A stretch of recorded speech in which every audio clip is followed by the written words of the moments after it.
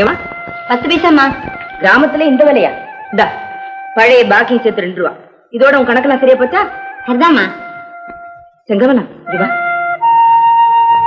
இப்ப நீ என்கிட்ட சொன்ன பாரு சமாச்சாரம், அத வேற யார்கிட்டயும் சொல்லிட வேண்டாம். அட நான் ஏமா சொல்ல உங்ககிட்ட எதுக்காக சொன்னேன்னா, நம்ம தலைவர் ஐயா பெருங்குணத்துக்கும் கலப்படம் பண்ற கழிச்சல்ல போவான் அல்பத்தனத்துக்கும் ஒத்து வராதே. இத தெரிஞ்சுக்காம நம்ம சின்னையா அவன் அவளோட பழகுதேன்னு தாமா சொல்ல வந்தேன். பழகுறதுனா எப்படி? உன்னோட ஒண்ணு கட்டி பிடிச்சுக்கிட்டு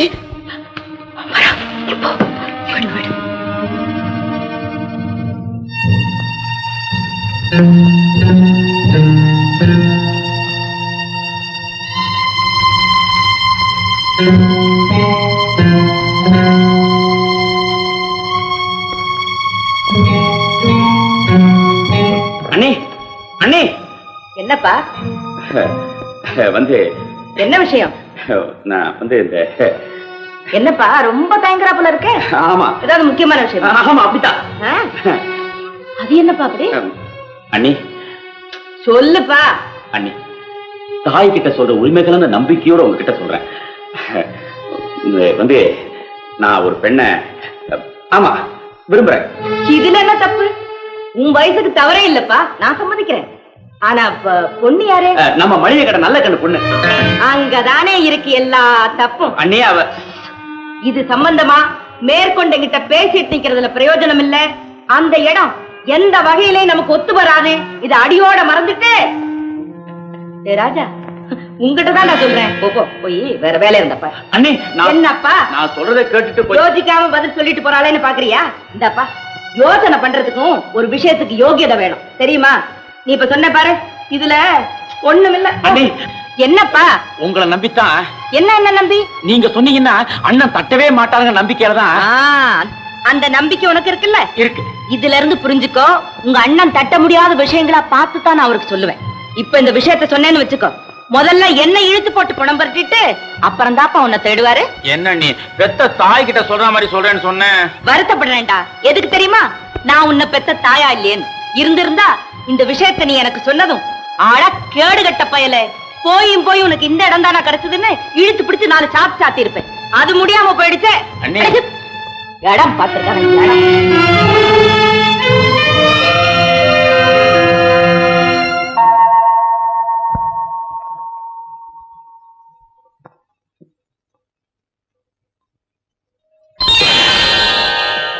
நீயா லலிதா?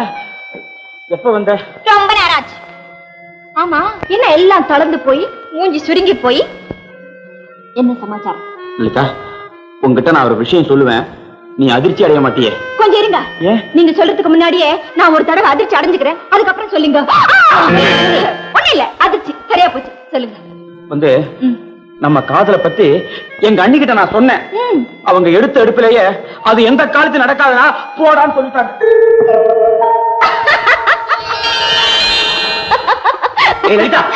நீ அழ வேண்டிய சமாச்சாரத்தை சொல்ற, இப்படி சிரிச்சிட்டு இருக்கிற என்ன?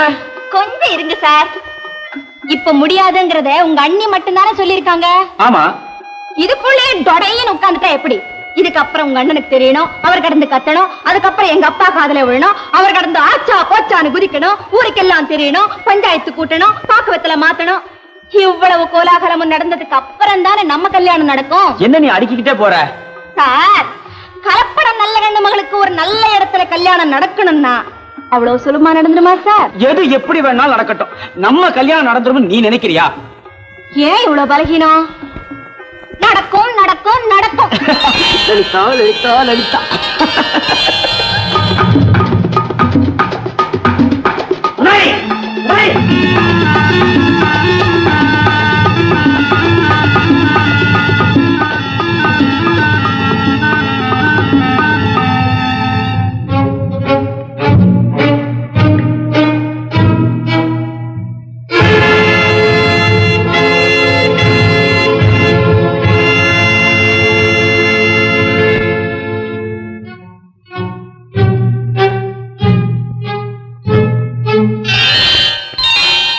பாத்தீங்களா?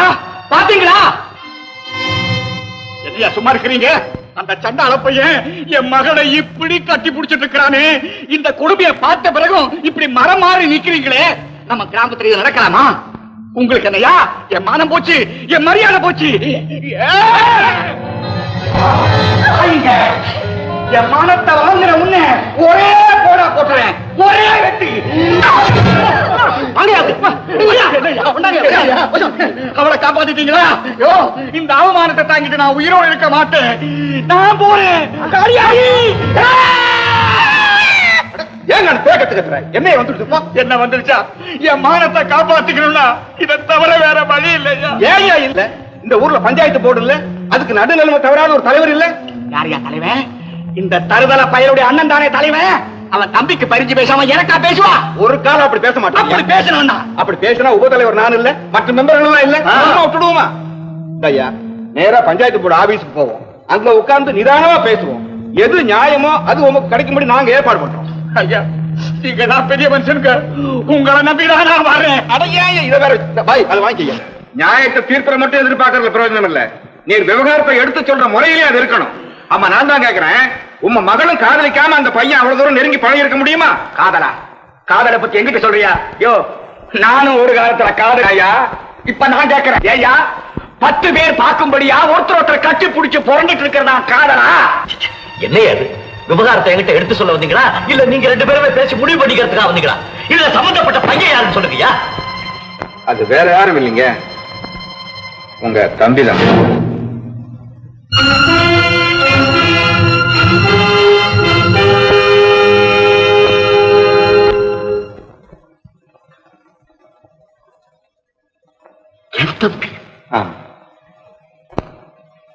இந்த ஆளோட பொண்ணுகிட்ட? ஆமா. இந்த ஆள் சொல்ற மாதிரி எல்லாம்? ஆமா. இதை நீங்க எல்லாரும் பார்த்தோம்.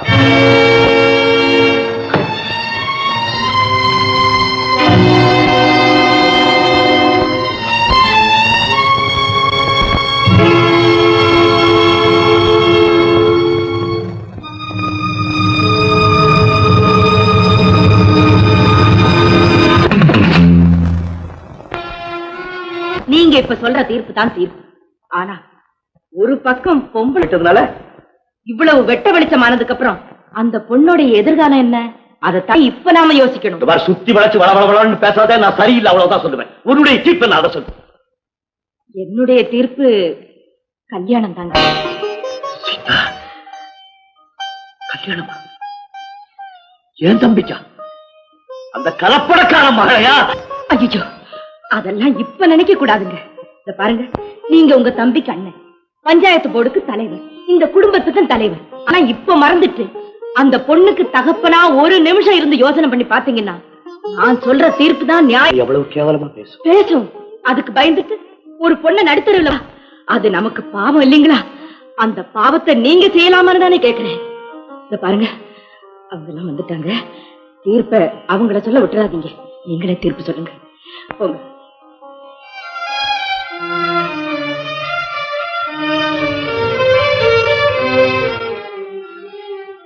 நாங்க ஒரு முடிவுக்கு வந்திருக்கோம். என்ன முடிவு? உங்க தம்பிக்கும் இவர் மகளுக்கு கல்யாணத்தை பண்ணி வச்சுடுறதா? இந்த முடிவை நான் ஏத்துக்க முடியாது.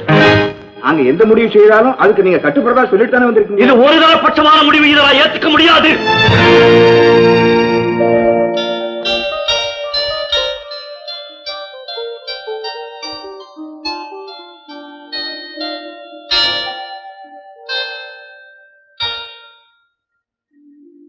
என்னங்க, நான் உங்ககிட்ட ஒரு விஷயம் பேசினா, முதல்ல நீங்க என்ன மன்னிச்சுட்டேன்னு ஒரு வார்த்தை சொன்னீங்கன்னா. என்னம்மா இது?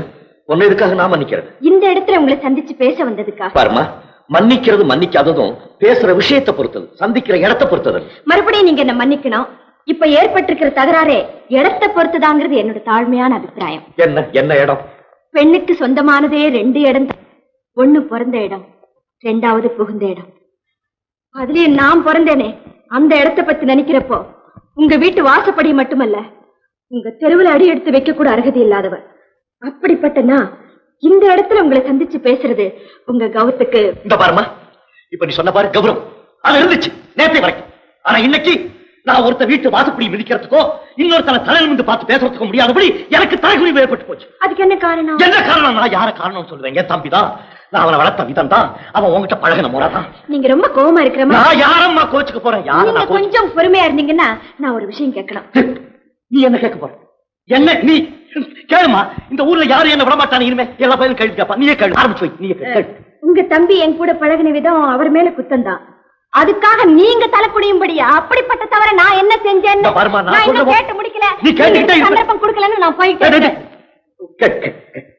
நான் பிறந்ததுல இருந்து எங்க அப்பாவுக்கு ஏற்படாத தலைக்குடிவு உங்களுக்கு ஏற்படும்படியா நான் என்ன குத்தம் செஞ்சேன் சொல்லுங்க. அம்மா, நீ இப்படிப்பட்டவ, நீ இந்த விதமா தவறா நடந்திருக்க, உன்னை பத்தி நான் இப்படி எல்லாம் கேள்விப்பட்டேன் அப்படின்னு நீங்க ஒரு வார்த்தை சொன்னீங்கன்னா அது உண்மையா இருந்தா என் தம்பிக்கு உன்னை கல்யாணம் செய்து கொடுக்க மாட்டேன்னு நீங்க சொல்ல வேண்டாம். உங்க குடும்பத்துல வார்க்குத்தம் செஞ்ச. அம்மா தாயே, இதுவரைக்கும் எனக்கு குழந்தை குட்டி பிறக்கலம்மா. இனிமே பிறந்தா அந்த குழந்தை மேல ஆணையா சொல்றேன், உன்னை பத்தி ஒரு வார்த்தை கூட நான் தப்பா கேள்விப்படலம்மா. நான் நினைச்சு பயப்படுறதெல்லாம் உங்க அப்பனுடைய கல்யாண குணங்களை பத்தி.